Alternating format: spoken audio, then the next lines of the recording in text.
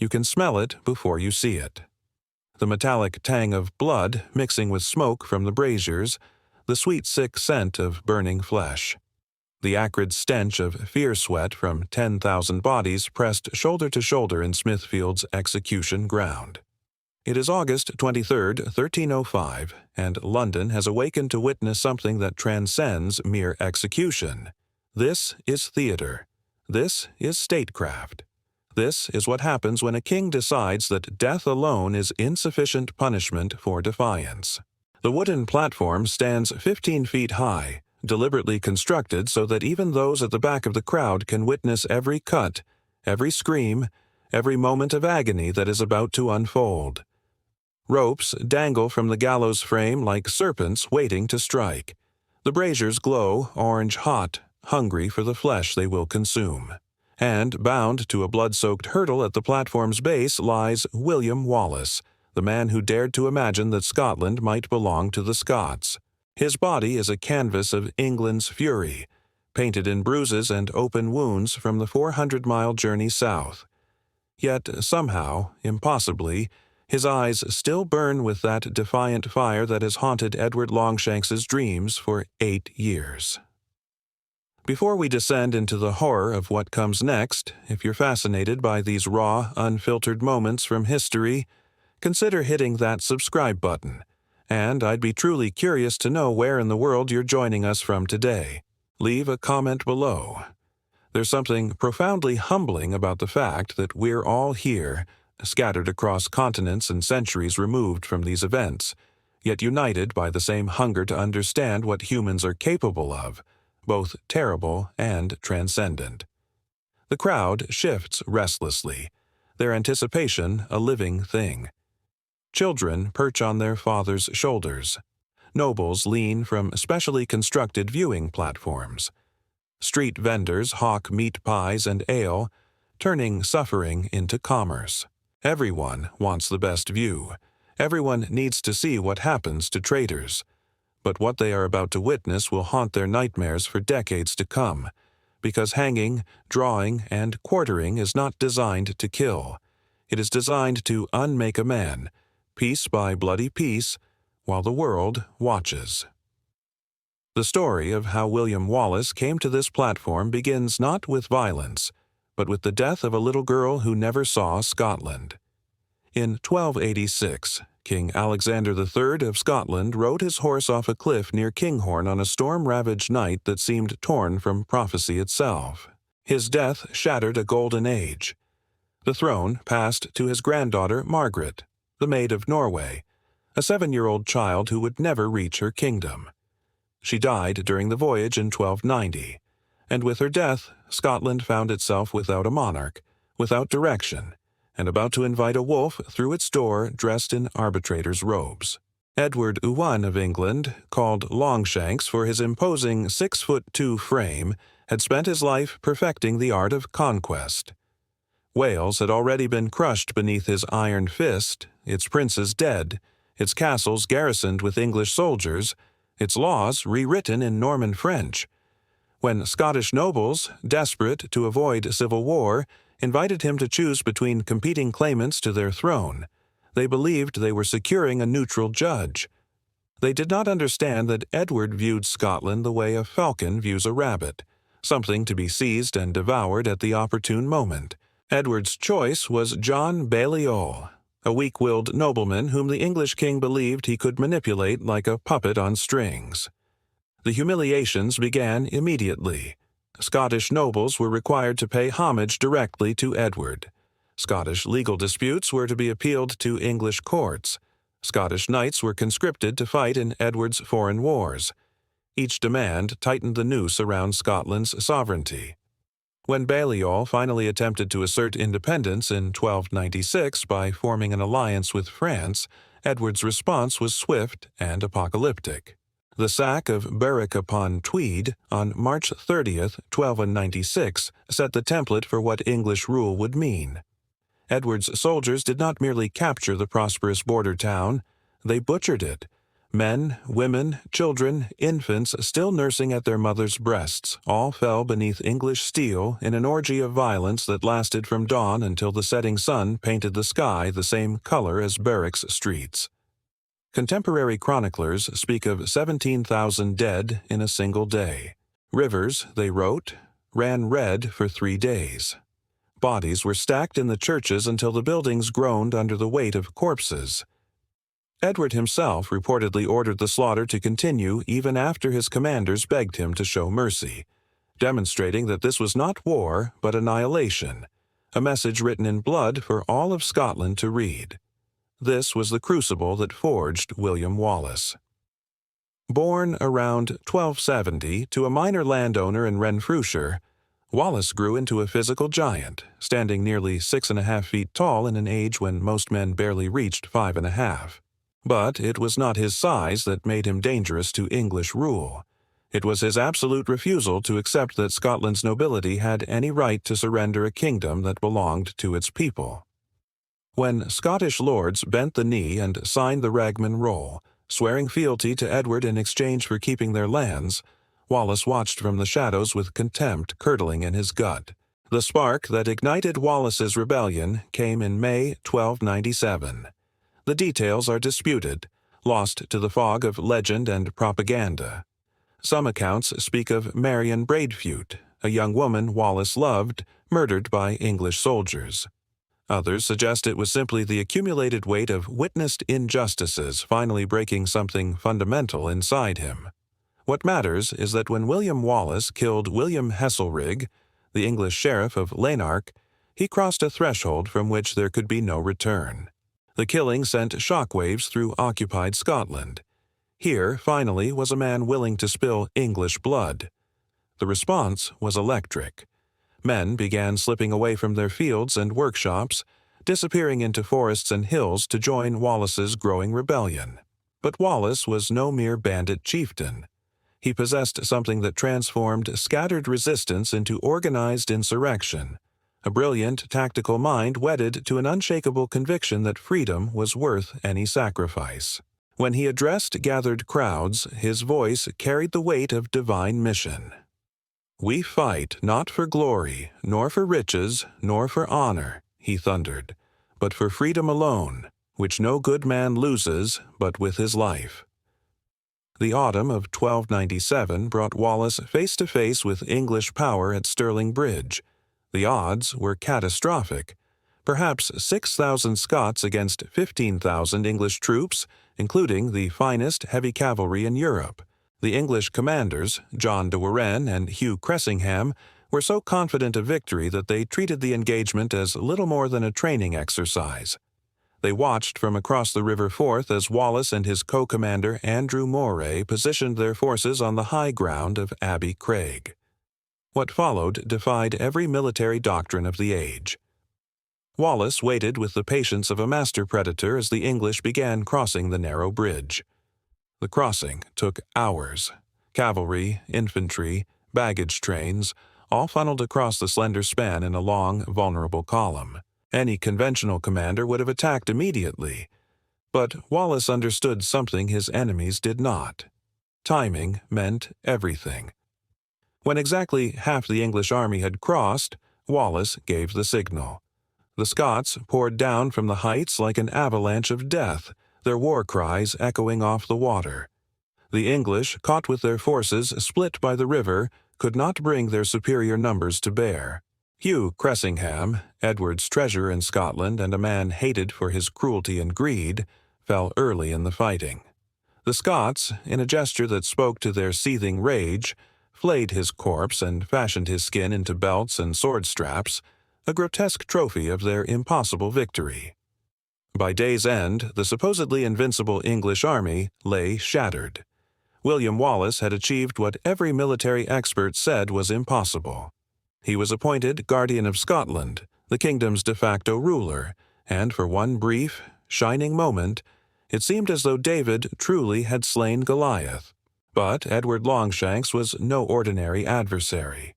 The man who had conquered Wales, who had earned his fearsome reputation on crusade in the Holy Land, did not forgive such humiliation. He abandoned his campaigns in France, recalled his finest knights, and began assembling an army whose sole purpose was the complete and utter destruction of William Wallace. The two forces met again at Falkirk on July 22, 1298, and this time the English king took no chances. Wallace, for all his tactical brilliance, could not work miracles. His army, largely composed of spearmen with minimal training, faced the cream of English knighthood backed by Welsh longbowmen whose arrows could pierce armor at 200 yards. The Scottish schiltrons, dense formations of spearmen with pikes pointed outward like giant hedgehogs, held firm against cavalry charges, but they could not protect themselves from the arrow storm that rained down from above. Welsh archers, positioned with surgical precision, poured thousands of arrows into the packed Scottish ranks. Men fell by the hundreds, their screams lost in the thunder of hoofbeats and clashing steel. When the schiltrons finally broke, the English cavalry poured through like water through a cracked dam. Wallace himself barely escaped, his dreams of independence seemingly crushed beneath English steel. Falkirk marked the beginning of Wallace's darkest chapter. Forced to resign as guardian, abandoned by nobles who now saw him as a liability, he became a ghost. Some sources place him in France, seeking support from Philip IV. Others suggest he traveled to Rome, pleading Scotland's case before Pope Boniface VIII. What we know for certain is that William Wallace became a legend whispered about in taverns but nowhere to be found. Years passed. Other men took up the banner of resistance. But Edward Longshanks did not forget. He could not forget. Somewhere in the shadows lurked William Wallace, the man who had humiliated him at Stirling Bridge, and until that man was dead, England's victory remained incomplete. The end came in August 1305, not through glorious battle but through the basest form of betrayal. John de Menteith, a Scottish knight who had sold his soul for English gold, lured Wallace to a meeting near Glasgow. Perhaps Menteith promised aid for a new uprising. Perhaps he offered intelligence about English troop movements. The exact details matter little. What matters is that William Wallace, exhausted by years of hiding, desperate for any chance to strike back, walked into a trap. When English soldiers surrounded him, Wallace's first instinct was to fight, but he was alone, outnumbered, and the years of constant flight had taken their toll. The giant who once strode across battlefields like a force of nature found himself bound in chains, a prize to be delivered to his greatest enemy. The journey to London was designed as much for humiliation as transportation. Wallace was paraded through every major town, displayed like a captured beast for the entertainment of English crowds. Children threw stones at his cage. Adults hurled filth and curses. Each mile took him farther from the land he fought to free and closer to the agony that awaited. Westminster Hall, England's greatest seat of justice, provided the stage for Wallace's final performance before his execution. The charges read against him would have been laughable if their consequences were not so dire. Treason against King Edward, though Wallace had never sworn fealty to the English crown. Murder and robbery, though the men he killed were occupying soldiers and the wealth he took funded Scotland's liberation. When given the chance to speak, Wallace's response rang through the hall like thunder. "I cannot be a traitor to Edward, for I was never his subject." The words sealed his fate, though that fate had been decided long before he entered the hall. The judges pronounced the sentence that would transform William Wallace from man to martyr, to be hanged and quartered. Even in medieval England, renowned for its creative cruelty, this punishment represented the absolute pinnacle of judicial savagery, reserved exclusively for traitors. It was designed not merely to kill, but to destroy utterly, to make the condemned man experience multiple deaths, each more agonizing than the last. At Westminster, Wallace is stripped naked and bound to a wooden hurdle, a crude sledge used for dragging heavy loads. The symbolism is deliberate. He is no longer a man deserving of dignity, but cargo to be transported to its destination. A rope is tied around his ankles, the other end fastened to a horse's harness. When the animal lurches forward, Wallace's body begins its final terrible journey through London's streets. Every cobblestone becomes an instrument of torture. Wallace's flesh, already weakened by months of imprisonment, tears away in strips as he is dragged over rough stones. His head bounces sickeningly against the ground. Blood streams from dozens of wounds, leaving a crimson trail that dogs eagerly lap up. The procession winds through London's narrow streets for hours, past St. Paul's Cathedral, where priests cross themselves and look away, past bustling markets where merchants abandon their stalls to join the following mob, past the homes of nobles who watch from windows with expressions mixing fascination and revulsion.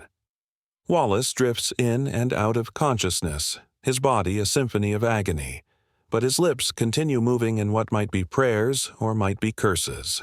Smithfield spreads before them like an amphitheater of death. A platform has been erected in the center of the field, surrounded by crude wooden barriers to keep the crowd at a manageable distance. The executioner awaits beside his instruments like a craftsman preparing for his masterpiece.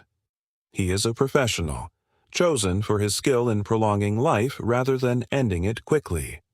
His job is not merely to kill William Wallace, but to orchestrate a performance of suffering that will be remembered for centuries. The hanging begins immediately. Wallace, barely conscious from his ordeal, is hauled upright and positioned beneath the gallows. A rough hemp rope is looped around his neck with practiced efficiency. But this is not the merciful hanging of ordinary criminals where a swift drop snaps the neck. Instead, Wallace is slowly hoisted into the air until his feet dangle inches from the ground. The rope constricts around his throat, cutting off his breath but not his circulation. His body convulses as it fights for air that will not come. His face turns purple, then blue, his eyes bulging from their sockets as pressure builds in his skull. Minutes pass. Long, terrible minutes where Wallace hovers on the very edge of death, his brain starved of oxygen, but his heart still beating. Just as unconsciousness begins to claim him, the executioner signals. Wallace is lowered back to the platform, the rope loosened just enough to allow precious air back into his lungs. His chest heaves like a bellows as he gasps desperately. But there will be no rest, no merciful fade into darkness. The worst is yet to come. The drawing, or disembowelment, begins while Wallace still struggles to breathe. Sharp knives flash in the morning sun as the executioner makes the first cuts. The blade slides beneath Wallace's ribs with surgical precision, opening his abdomen from sternum to pelvis. Blood pours onto the platform, creating crimson pools that steam in the cool air. Wallace's eyes snap open as pain cuts through his semi-consciousness like lightning. A scream tries to tear from his throat, but his damaged larynx produces only a strangled wheeze. The executioner reaches inside Wallace's body cavity with practiced hands. What follows defies every natural law of human endurance. Working with the methodical patience of a surgeon, he begins removing Wallace's internal organs while he still lives. First, the stomach, uncoiling like a gray snake as it is pulled from his body. Then the intestines, yard after yard of them, glistening and steaming as they are dragged into the morning air. The crowd roars its approval as each organ is held high before being cast onto the waiting fires. The smell of burning flesh mingles with the metallic tang of blood and acrid smoke from the braziers. Many in the crowd cover their faces with cloth, but they do not look away. They cannot look away. This is a spectacle beyond imagination, a display of state power that reduces a man to his component parts while thousands watch and cheer. Mothers shield their children's eyes, then find themselves unable to resist looking. Noblemen who have witnessed countless executions grip the rails of their viewing platforms, transfixed by the sheer brutality unfolding before them. The executioner pauses periodically, checking Wallace's pulse at his neck, ensuring the condemned man remains conscious for every moment of his unmanning. The executioner's blade flashes once more for the castration, and Wallace's manhood is severed with a single, efficient cut. The crowd's roar reaches a fever pitch as the bloody trophy is held aloft before being thrown onto the flames. This is what becomes of those who would father rebellion, who would seed the soil of Scotland with dreams of independence. Somehow, impossibly, Wallace still lives. His body, reduced to a hollow shell, continues to fight for each breath. His eyes, though clouded with pain and approaching death, still hold that spark of defiance. The executioner leans close, perhaps expecting pleas for mercy. But Wallace's lips move one final time, forming words only he can hear. Perhaps a prayer, perhaps a curse, perhaps simply the name of the land he died trying to free: Scotland. When the great heart finally stops beating, a strange hush falls over Smithfield. They have watched a man become a martyr, and martyrs, unlike men, cannot be killed twice.